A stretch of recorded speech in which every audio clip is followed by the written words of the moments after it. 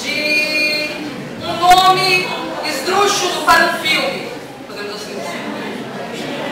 Um nome de história diferente.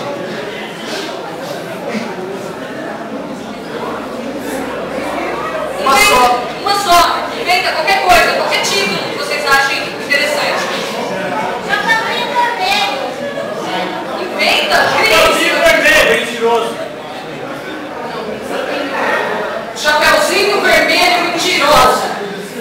Pronto. Eu quero Chapeuzinho vermelho, o lobo mau. E a Branca de Neve agora?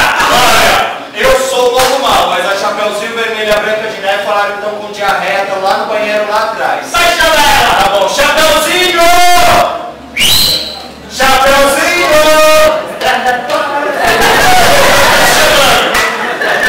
Branca de Neve! O diretor tá te chamando! Dá pra esperar um pouco que eu comi a maçã envenenada. Diretor! Dá pra esperar? A Branca de Neve falou comer a maçã envenenada. Tem certeza, Branca de Neve? É só um minuto! Ô diretor, ela falou que é só um minuto. Olha o que a Chapeuzinho tá fazendo ali no canto.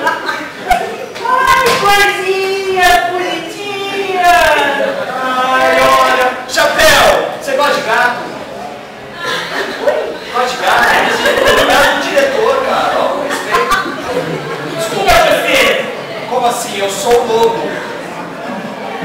Ai, que louco. Não! Eu sou um ator, sou ator. Pelo amor, diretor. Olha aí, ó. Menina! Pô. Ô, Branca, ensaio. Ô, gato, vai pisar no gato. Ô, gato.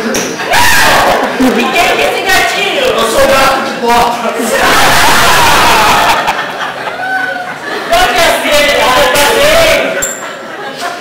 Não sei, pergunta pro diretor, sou